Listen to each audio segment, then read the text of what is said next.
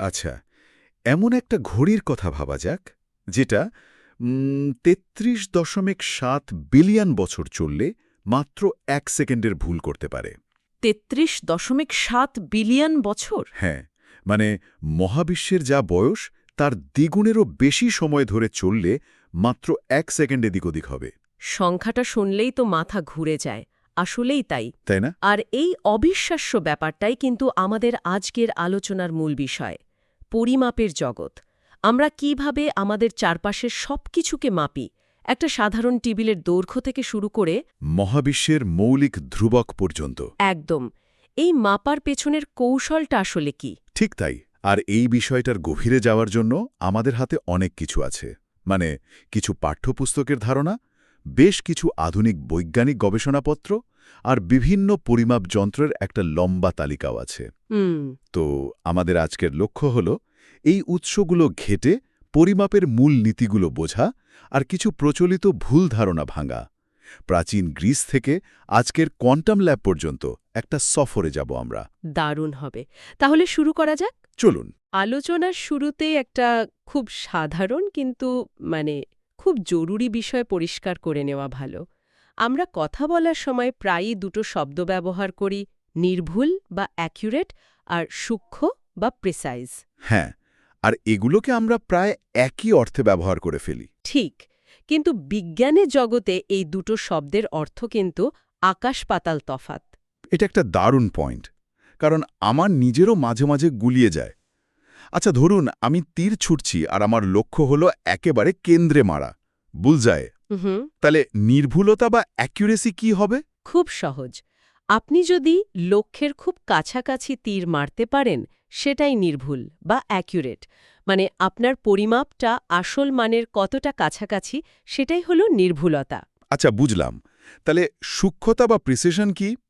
ধরুন আমার ছোড়া ৫টা তীরই বুলজাই থেকে বেশ দূরে লাগলো, কিন্তু পাঁচটাই একসাথে এক জায়গায় গুচ্ছ হয়ে আছে। হ্যাঁ, একদম। ওটাকে কি সূক্ষ্ম বলা যাবে? ওটাই হলো সূক্ষ্মতা। আপনার ছোড়া তীরগুলো একে অপরের কতটা কাছাকাছি, সেটাই হলো প্রেসিশন। তার মানে আপনার ছোড়ার মধ্যে একটা পুনরাবৃত্তিযোগ্যতা আছে। তার মানে একটা যন্ত্র খুব সূক্ষ্ম হতে পারে, কিন্তু নির্ভুল নাও হতে পারে। একদম। যদি বারবার একই রিডিং দেয় কিন্তু সেই রিডিংটা ভুল হয়। দাঁড়ান। একটা যন্ত্র যদি খুবই সূক্ষ্ম হয়, অর্থাৎ বারবার একই ভুল রিডিং দেয়, তাহলে তো সেটা একদিক থেকে ভালোই, তাই না? অন্তত আমরা জানি যে যন্ত্রটা সামঞ্জস্যপূর্ণ। চমৎকার প্রশ্ন। হ্যাঁ, এই সামঞ্জস্য থাকাটাই জরুরি। আর এখানেই দুটো নতুন ধারণা আসে, সিস্টেম্যাটিক এরর এবং র্যান্ডম এরর। আচ্ছা। আপনার উদাহরণটা, যেখানে যন্ত্রটা বারবার একই ভুল রিডিং দিচ্ছে, ওটাকেই বলে সিস্টেম্যাটিক এরর বা ধারাবাহিক ত্রুটি। এটা একটা নির্দিষ্ট পক্ষপাত বা বায়াসের কারণে হয়। তার মানে আমার গাড়ির স্পিডোমিটার যদি সব সময় আসল গতির চেয়ে ৫ কিলোমিটার বেশি দেখায়, হ্যাঁ। তাহলে ওটা হলো সিস্টেম্যাটিক এরর। আর রাস্তার সামান্য ঝাঁকুনির কারণে কাঁটাটা যদি মাঝে মাঝে একটু এদিক ওদিক কপে, ওটাই হলো র্যান্ডম এরর। নিখুঁত উদাহরণ। ওই এলোমেলো কাঁপুনিটাই হলো র্যান্ডম এরর, যা অপ্রত্যাশিত কারণে ঘটে। হতে পারে বৈদ্যুতিক গোলযোগ বা পরিবেশের সামান্য পরিবর্তন। তাহলে আমার গাড়ির ওই যে ৫ কিলোমিটার বেশি দেখানো সমস্যা, ওটা দূর করার উপায় কি? কোনো মেকানিকের কাছে নিয়ে যাওয়া? ঠিক। বিজ্ঞানের ভাষায় ওই ঠিক করানোর পদ্ধতিটাকেই বলা হয় ক্যালিব্রেশন বা ক্রমাঙ্কন। ও, ক্যালিব্রেশন। হ্যাঁ, ক্যালিব্রেশন হলো আপনার যন্ত্রটাকে একটা জানা ও সঠিক মানের সাথে মিলিয়ে নেওয়া, যাতে ওর ভেতরের ওই সিস্টেম্যাটিক এরর বা পক্ষপাতটা দূর হয়ে যায়। ক্যালিব্রেশন ছাড়া কিন্তু কোটি টাকা দামের যন্ত্রেরও কোনো দাম নেই। ওয়াহ! তার মানে নির্ভুলতা আর সূক্ষ্মতার এই লড়াইটা শুধু আধুনিক বিজ্ঞানের বিষয় নয়, এটা তো অনেক পুরনো। ঠিক তাই, হাজার হাজার বছর ধরেই চলছে। আর এর সবচেয়ে বিখ্যাত গল্পটা আমাদের নিয়ে যায় প্রাচীন গ্রিসের সিরাকিউজে। আর্কিমিডিসের গল্পটা তো? হ্যাঁ, রাজা দ্বিতীয় হিরো একটা নতুন সোনার হুকুট বানিয়েছিলেন, কিন্তু তার মনে সন্দেহ, স্বর্ণকার কি সোনায় রূপা বা অন্য কোনো ধাতু মিশিয়েছে। আর সমস্যাটা হলো মুকুটটা না ভেঙে বা না গলিয়ে এটা প্রমাণ করতে হবে। দায়িত্ব পড়ল সে যুগের সেরা বিজ্ঞানী আর্কিমিডিসের ওপর। এটা তো প্রায় অসম্ভব একটা কাজ ছিল সেই সময়ে। কথিত আছে একদিন স্নানের জন্য চৌবাচ্চায় নামার সময় তিনি দেখলেন যে তিনি নামার ফলে কিছুটা জল উপচে পড়ছে। আর তখনই তার মাথায় আইডিয়াটা আসে। একদম। তিনি ইউরেকা ইউরেকা বলে চেঁচাতে চেঁচাতে ছুটতে শুরু করেন। তার মানে আর্কিমিডিস তার জীবনের সবচেয়ে বড় আবিষ্কারটা করেছিলেন স্নান করতে গিয়ে। সেরা আইডিয়াগুলো আসলেই অদ্ভুত সময় মাথায় আসে। কিন্তু উপচে পড়া জলের সাথে সোনার বিশুদ্ধতা সম্পর্কটা কি? সম্পর্কটা হল আয়তন বা ভলিউম।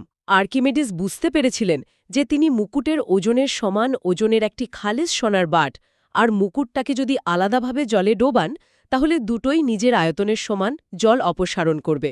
আচ্ছা, যদি মুকুটে খাদ মেশানো থাকে তাহলে খালেস সোনার বাটের চেয়ে এর আয়তন বেশি হবে আর তাই এটি বেশি জল অপসারণ করবে। তার মানে তিনি আসলে ঘনত্ব বা ডেনসিটি মাপার একটা উপায় বের করেছিলেন, ওজন আর আয়তনের অনুপাত। ঠিক। যেহেতু সোনা রূপার চেয়ে অনেক বেশি ঘন, তাই খাদ মেশানো মুকুটের ঘনত্ব কম হবে। কি অসাধারণ একটা বুদ্ধি! এটা শুধু একটা গল্প নয়, এটা পরিমাপের ক্ষেত্রে একটা বৈপ্লবিক চিন্তাভাবনার প্রতীক। আর আর্কিমিডিসের এই ধারণা কিন্তু সেখানেই থেমে থাকেনি। প্রায় ২০০০ বছর পর রবার্ট বয়েল আরও উন্নত হাইড্রোমিটার ব্যবহার করতেন। আর ল্যাভোসিয়ারও তো এটা ব্যবহার করেছিলেন, তাই না? হ্যাঁ, অষ্টাদশ শতকে আধুনিক রসায়নের জনক ল্যাভয়েশিয়ার ফ্রান্সের খনিজ জলের উপাদান বিশ্লেষণ করার জন্য এই কৌশল ব্যবহার করেন। একটা সাধারণ ধারণা কিভাবে সভ্যতাকে এগিয়ে নিয়ে যায় এটা তার প্রমাণ। আর্কিমিডিসের বুদ্ধিটা তো দারুণ ছিল, কারণ মুকুটটা হাতে ধরা যাচ্ছিল, জলে ডোবানো যাচ্ছিল। কিন্তু আমরা যদি এমন কিছু মাপতে চাই যা এতটাই মসৃণ, যেমন ধরুন একটা টেলিস্কোপের আয়না, তখন তো আর হাইড্রোমিটার দিয়ে কাজ হবে না। ঠিক। আর এখানেই পরিমাপের জগৎটা আরও জাদুকরী হয়ে ওঠে। যখন সাধারণ যন্ত্র ব্যর্থ হয় তখন আমরা এমন কিছু ব্যবহার করি যা নিজে অদৃশ্য, কিন্তু যা দিয়ে আমরা প্রায় অদৃশ্য জিনিসকেও মাপতে পারি। মানে আলো? হ্যাঁ, আমরা আলো ব্যবহার করি। এই ব্যাপারটা ভাবলেই অবাক হতে হয়। একটা জিনিসের পৃষ্ঠ কতটা মসৃণ সেটা মাপার জন্য আমাদের কোনো ফিতা বা স্কেল লাগছে না। আমরা আলোর ঢেউ বা তরঙ্গ ব্যবহার করে সেটা মাপছি। একদম। আর এই জাদুকরী কৌশলটার নাম হল ইন্টারফেরোমেট্রি বা ব্যতিচারমিতি। এর মূল নীতিটা একই সাথে সহজ এবং গভীর।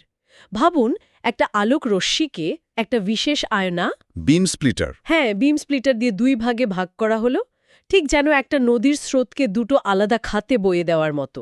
খুব ভালো তুলনা। এবার এই দুটো আলাদা আলোর স্রোত দুটো ভিন্ন পথ ঘুরে এসে আবার এক জায়গায় মিলিত হল। এখন যদি দুটো পথের দৈর্ঘ্যে বিন্দুমাত্র পার্থক্য থাকে, এমনকি একটা চুলের 1000 ভাগের 1 ভাগও, তাহলে মিলিত হওয়ার পর তারা আর আগের মতো থাকবে না। তাদের মধ্যে একটা প্যাটার্ন তৈরি হবে। ঠিক। তাদের ঢেউগুলো একে অপরের সাথে মিলেমিশে এক ধরনের নকশা বা প্যাটার্ন তৈরি করবে। কোথাও আলো বাড়বে, কোথাও কমবে। এই নকশাকেই বলে ইন্টারফারেন্স প্যাটার্ন। আর এই নকশা দেখেই বিজ্ঞানীরা বলে দিতে পারেন যে দুটো পথের মধ্যে ঠিক কতটা পার্থক্য ছিল। ঠিক তাই। এই নকশাটা হল একটা বিবর্ধক কাচের মতো, যা অতি ক্ষুদ্র পার্থক্যকে আমাদের কাছে দৃশ্যমান করে তোলে।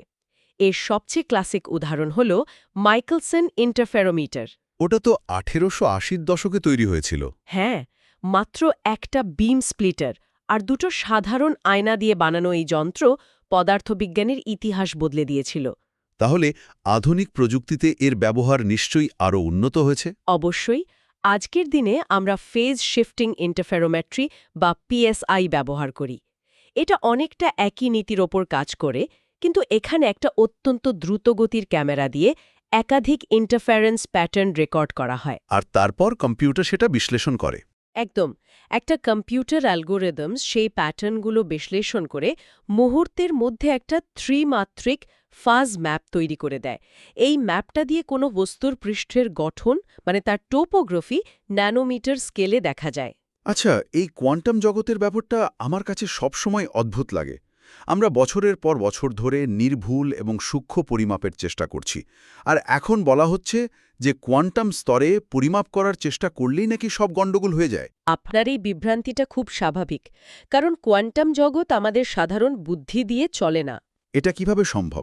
আপনি ঠিকই ধরেছেন। কোয়ান্টাম মেকানিক্সের অন্যতম একটা মূল ভিত্তি হল পর্যবেক্ষণের কাজটাই পর্যবেক্ষণাধীন সিস্টেমকে বদলে দেয়। একে বলা হয় পরিমাপ প্ররোচিত ব্যাক অ্যাকশন।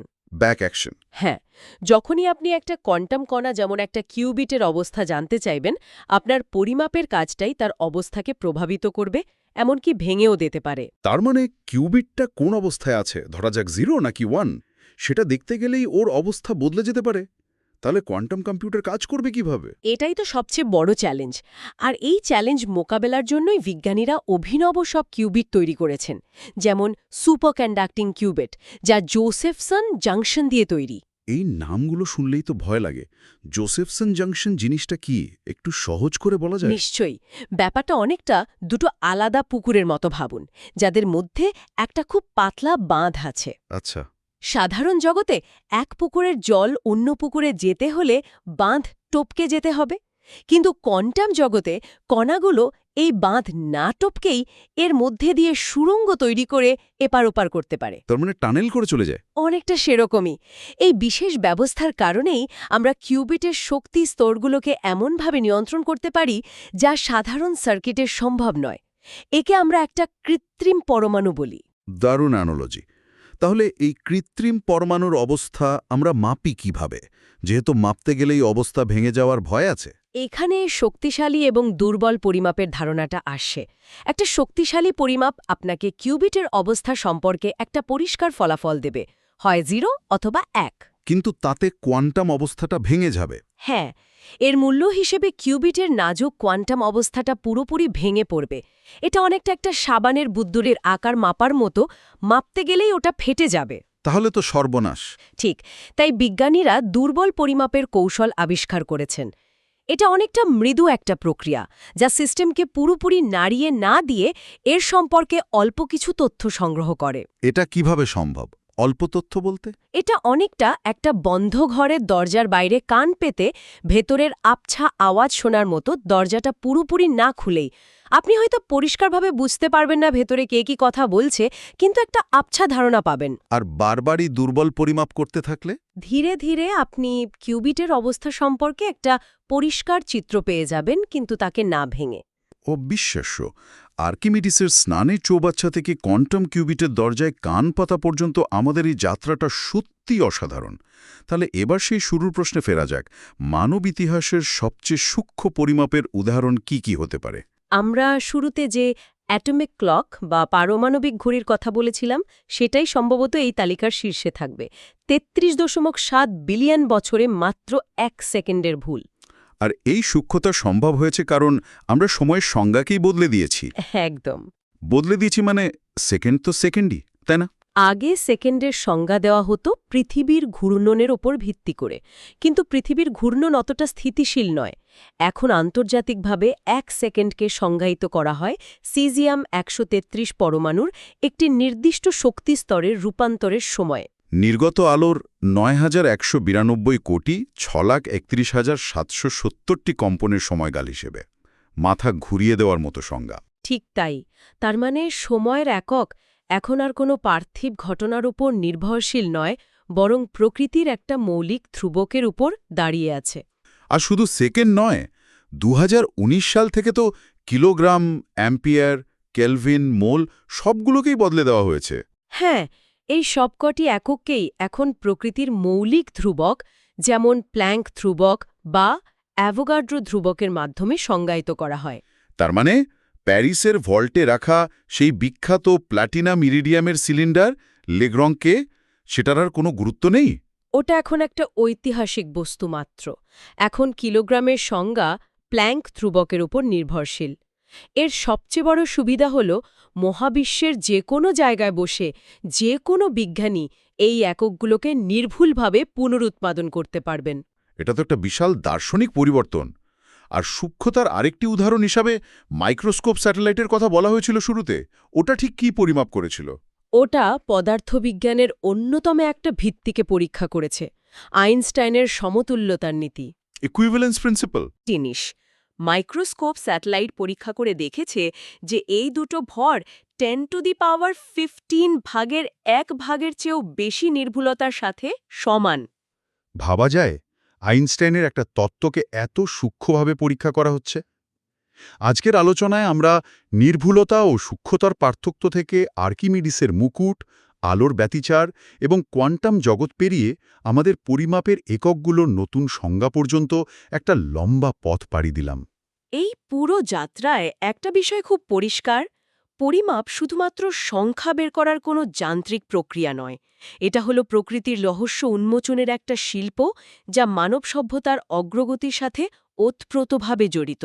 আমাদের উৎসগুলো থেকে একটা বিষয় বারবার উঠে এসছে, পরিমাপের প্রক্রিয়াটি সবসময় পরিমাপকৃত সিস্টেমকে কিছুটা হলেও প্রভাবিত করে। ঠিক, একটা পাইপের চাপ মাপার যন্ত্র যেমন চাপের সামান্য পতন ঘটায়, তেমনি কোয়ান্টাম পরিমাপ একটি অবস্থাকে ভেঙে দেয়।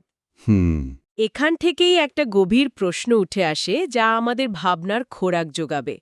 আমরা যখনই কোনো কিছুকে দেখি বা মাপি, সেটা একটু হলেও বদলে যায়। তাহলে প্রশ্নটা হলো, আমরা কি কখনো কোনো জিনিসের প্রকৃত অপরিবর্তিত রূপটা দেখতে পাই? নাকি আমরা যা দেখি তা সবসময় আমাদের পর্যবেক্ষণের ফলেই তৈরি হওয়া একটা নতুন রূপ? এই প্রশ্নটা হয়তো পদার্থবিজ্ঞানের সীমানা পেরিয়ে দর্শনের জগতে পৌঁছে যায়।